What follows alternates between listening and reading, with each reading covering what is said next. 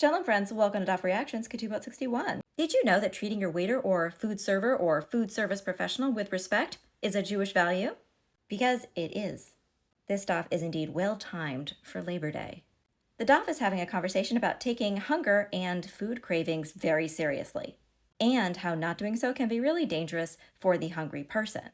Like health or life-threatening, not just because someone's hangry. The Gemara says that if you have something that smells super delicious or has a really sharp taste that could make someone crave that food, lemons, you offer that to whoever is present while the dish is being served so that nobody will suffer for being unable to eat that food.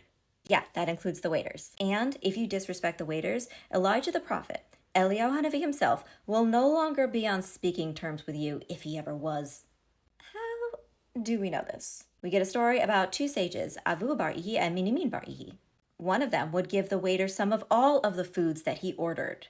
Yes, please, feel free. Take some of my French fries. Have some of my burger. Do you want a split dessert? Meanwhile, the other sage only gave one bit of one of the dishes that he ordered. Because of this lack of food sharing, Eliyahu HaNavi was no longer on speaking terms with that second sage. Side note, this is how we discover that Eliyahu HaNavi has a side gig as a restaurant mystery shopper while he's waiting for Mashiach to arrive so he can be his hype man. But this mentality isn't really just about giving the waiter food, it's also about when you give the waiter food.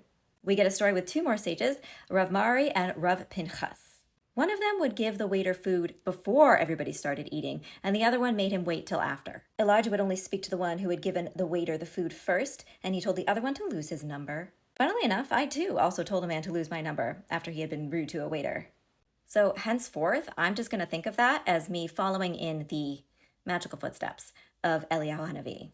So sure, modern food safety regulations and COVID protocols mean that it's not logical to share your food with your waiter.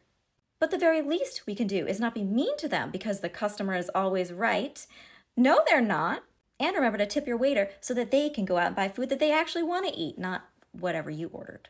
Maybe, just maybe, this way, Eliyahu won't waltz into your house like he does every Passover and unplug your refrigerator to teach you a lesson. This has been a public service announcement. You are welcome.